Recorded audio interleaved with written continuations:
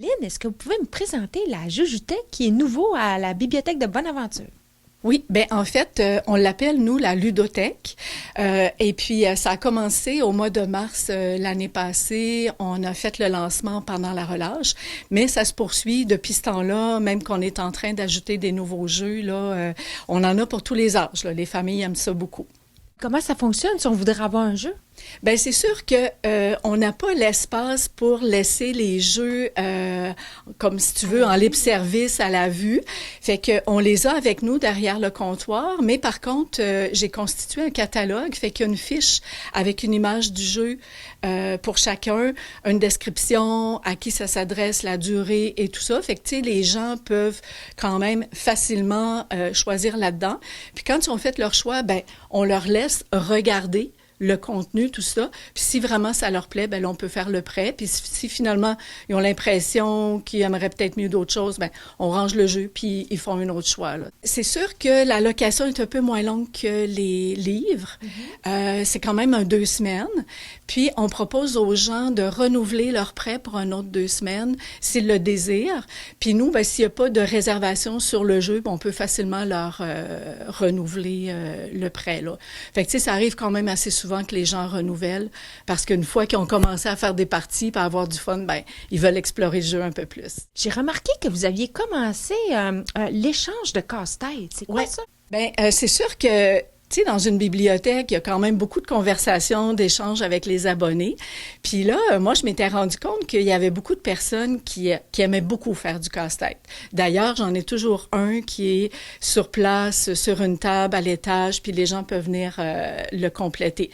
Fait que, voyant ça, là, je me suis dit, bon, comment je pourrais réorganiser un petit peu mon espace pour pouvoir proposer l'échange de casse-tête. J'ai réussi à m'aménager un petit coin. Puis là, j'ai annoncé ça dans le journal Le Courant, puis comme 3 semaines avant Noël. Puis là, ça a été la folie. Mon espace d'échange de casse-tête là arrête pas de se garnir. Les gens viennent en porter, repartent avec d'autres. Fait que c'est assez simple. On n'a pas besoin de les enregistrer au comptoir parce que c'est pas un prêt, c'est vraiment un échange. Les gens ont pas besoin d'être abonnés à la bibliothèque pour venir faire un échange. Sauf que par la bande, moi, j'ai tout le temps, comme derrière la tête, je me dis, ben, en offrant quelque chose de nouveau, peut-être qu'on fait rentrer des gens à la bibliothèque qui ne seraient peut-être pas venus autrement. Fait qu'on est allé chercher quand même quelques nouveaux abonnements. Parce que les gens découvrent que, ben non, il y a donc bien des affaires qui se passent à la bibliothèque, puis ils ont le goût d'en faire partie. Fait que je trouve que c'est un bel effet collatéral.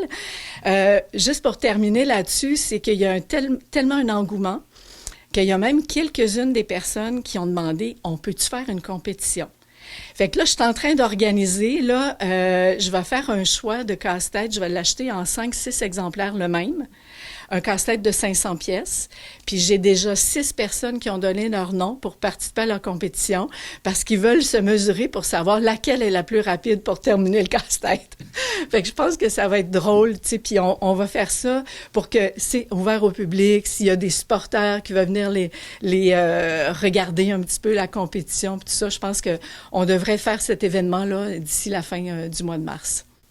Pour la semaine de relâche, il va-t-il y avoir des activités à la bibliothèque? Tout à fait. Ce jeudi après-midi, le 8 mars, on a un quiz dessert et sucreries. C'est vraiment un quiz intéressant. En fait, ce sont des images qui vont être présentées sur notre écran de télé à la bibliothèque. Puis, il y a comme des choix de réponses. Fait que, tu sais, c'est quoi la sorte de chocolat? C'est quoi les ingrédients tu penses qu'il va y avoir dans tel gâteau? Et cet organisme-là avait plusieurs thématiques. Puis moi, je voulais pas avoir quelque chose, tu sais, je me suis dit, c'est la relâche, je veux pas quelque chose de trop académique, là, tu sais. Fait qu'il y avait un thème dessert et sucreries, puis je me suis dit, bon, c'est le fun, on va servir des collations sucrées en plus, tu sais. Autre chose qu'on va avoir pour le dernier samedi de la relâche, qui est samedi le 8 mars en après-midi, on fait venir Linda Bugeaud, qui habite du côté nord, à Sainte-Anne-des-Monts. Elle est zoothérapeute, puis elle va venir avec 2 de ses animaux offrir 1 heure du conte avec ses animaux. Puis, fait que, tu sais, ça va faire comme une heure du conte spéciale où les enfants vont avoir un contact, vont voir aussi comment les animaux réagissent et tout ça, là, au contact d'un petit groupe d'enfants. Fait que ça, on fait ça aussi en collaboration avec la bibliothèque de Carleton, qui va offrir aussi ses contes le vendredi. Fait qu'en collaborant ensemble, ben ça nous permet de partager les frais de déplacement, vu que la personne vient du côté nord. Est-ce qu'il va y avoir le Salon du livre cette année? Oui, tout à fait. On va revenir à notre formule habituelle de Salon du livre à l'Arena. Ça va être du 1er mai au 4 mai. Évidemment, je peux pas tout de suite parce que c'est pas moi la responsable, la coordonnatrice du salon du livre, mais je peux déjà vous dire que il va y avoir 2 journées complètes là destinées aux scolaires, comme d'habitude le jeudi, le vendredi. Mais le jeudi soir, il y a quand même une soirée d'ouverture à la microbrasserie Poésie avec une thématique différente de l'autre année. Puis il va y avoir aussi un cabaret littéraire qui attire beaucoup de monde là, le vendredi soir. Et le dimanche, il va y avoir une pièce de théâtre avec le théâtre parmi nous.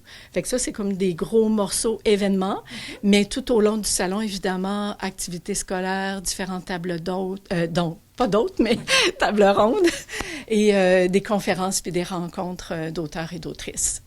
Ouais. Bien, merci beaucoup pour les informations. Fait plaisir, Valérie. Merci. Bye-bye.